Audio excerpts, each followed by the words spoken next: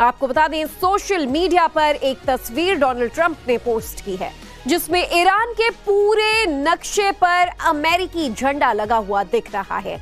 आखिर ट्रंप के दिमाग में क्या कुछ चल रहा है और ईरान के साथ तनाव के बीच ये पोस्ट कितना खतरनाक संदेश है।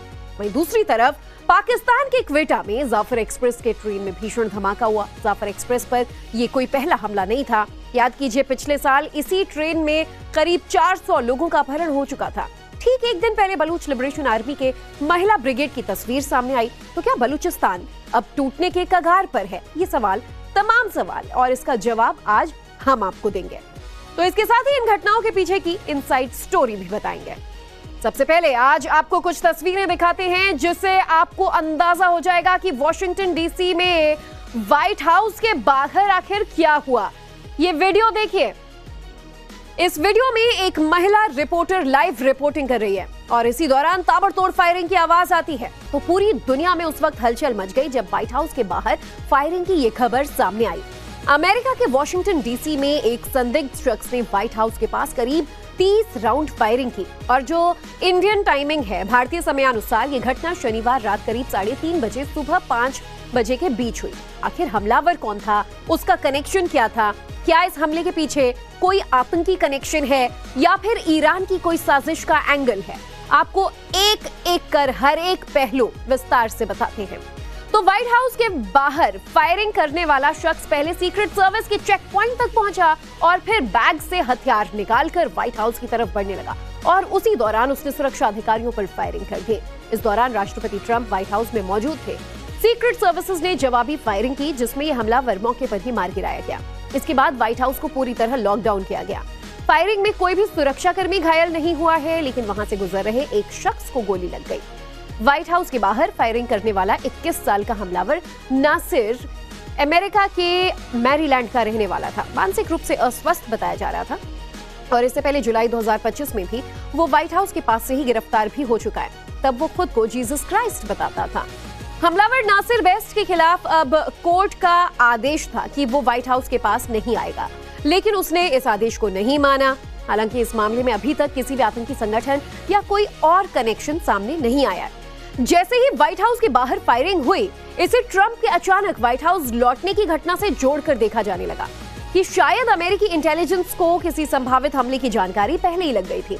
यहां तक कि ईरान की साजिश वाले एंगल को भी नकारा नहीं जाने लगा। लेकिन शुरुआती जांच में इस तरह की कोई भी बात सामने नहीं आई। इसे अचानक हुई एक घटना बताया गया। अब आपको बताते हैं कि डोनाल्ड ट्रंप पर बीते 2 साल में ये चौथा हमला है। इससे पहले जुलाई 2024 में चुनावी रैली के दौरान डोनाल्ड ट्रंप के कान को छूते हुए गोली निकली थी और वो तस्वीर भी आपको याद होगी। और फिर सितंबर 2024 में फ्लोरिडा के गोल्फ कोर्स के पास उन पर हमला करने की कोशिश की गई। इसके बाद अप्रैल 2026 में, यानी ये हाल फिलहाल की जो घटना है पिछले महीने की, व्हाइट हाउस करेस्पॉन्डेंट्स डिनर के दौरान फायरिंग हुई और हमलावर को भी वहां मार गिराया गया। और अब व्हाइट हाउस के ठीक करीब 30 राउंड गोलियां चली हैं। प्रेसिडेंट ट्रंप ने इस गोलीबारी के बाद सीक्रेट सर्विस और कानूनी एजेंसियों की तारीफ की। ट्रंप ने कहा कि सुरक्षा एजेंसियों ने बेहद तेजी और पेशेवर तरीके से कार्रवाई की, जिसकी वजह से हमलावर को तुरंत रोक लिया गया। तो वहीं डोनाल्ड ट्रंप अब कब सीरियस होते हैं, कब मजाक के मूड में होते हैं, आजकल ये अमेरिकी जनता तो छोड़िए, दुनिया भर में कोई भी समझ नहीं पा रहा है। वो युद्ध जैसे गंभीर मुद्दों पर भी कई बार बड़ी हल्की बातें कर देते हैं। और अब आप social media platform truth social पर की गई ट्रंप के इस पोस्ट को देखिए। उन्होंने इस तस्वीर में पश्चिम एशिया का नक्शा दिखाया है। इसमें ईरानी क्षेत्र को अमेरिकी झंडे से ढका हुआ दिखाया गया है। अमेरिकी राष्ट्रपति डोनाल्ड ट्रंप ने इस तस्वीर को मध्य पूर्व का संयुक्त राज्य कैप्शन दिया है, जिसमें ईरान को अमेरिकी झंडे में रंगा हुआ दिखाया गया है। ये तस्वीर एक तरह से ईरान पर अमेरिकी नियंत्रण की बात कहती है, जिससे अमेरिका के तेहरान पर फिर हमले शुरू होने का अंदेशा बढ़ गया है।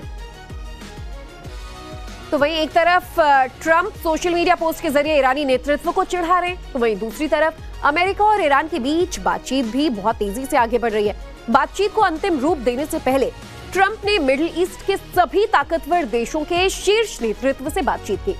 ट्रंप ने दावा किया है कि अमेरिका और ईरान के बीच युद्ध विराम समझौते को लेकर जो बातचीत हो रही है वो लगभग पूरी हो चुकी है।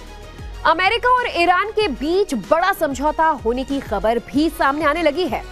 जो रिपोर्ट्स दावा कर रहे हैं उसके मुताबिक दोनों देश 60 दिन के युद्ध विराम वाले समझौते के बेहद करीब पहुंच गए। रिपोर्ट में कहा गया है कि इस समझौते के तहत हॉर्मुज को फिर से खोल दिया जाएगा ताकि जहाजों की आवाजाही सामान्य हो सके।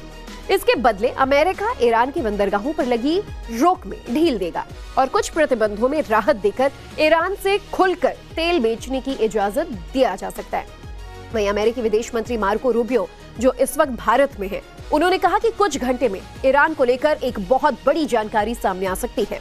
वहीं नई दिल्ली में भारत के विदेश मंत्री एस जयशंकर के साथ एक ज्वाइंट प्रेस कॉन्फ्रेंस में मार्को रूबियो ने कहा कि अमेरिका चाहता है कि ईरान कभी परमाणु हथियार हासिल न कर सके। एक तरफ तो समझौते की बात हो रही है, दूसरी तरफ ईरान ने साफ कर दिया है कि वो अपना हाईली एनरिच्ड यूरेनियम भंडार अमेरिका को नहीं सौंपेगा।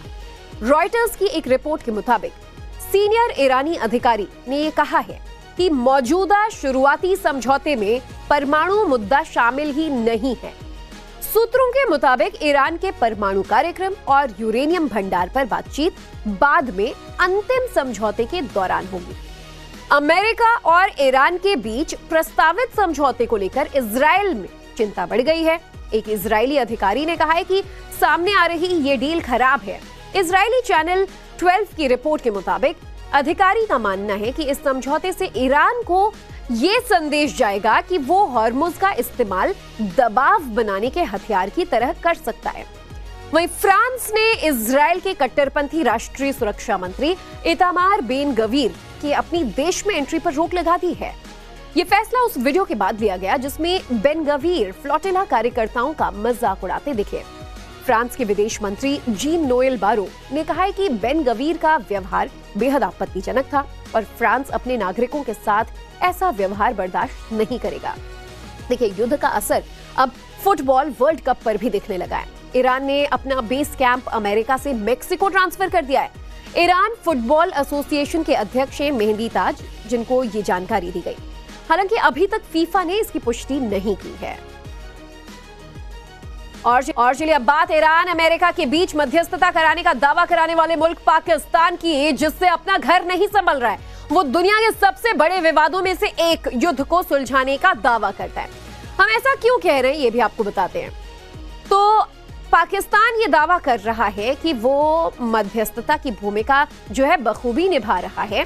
और ये तस्वीरें देखिए जिसमें आप देख पाएंगे कि जो पाकिस्तानी अधिकारी हैं वो मध्यस्थता तो अब तक 2 राउंड की बातचीत में कर चुके हैं, लेकिन पाकिस्तान के बलूचिस्तान प्रांत के क्वेटा में आज एक आत्मघाती हमला हो जाता है। इसमें 24 लोग मारे जाते हैं, 82 लोग घायल हो जाते हैं।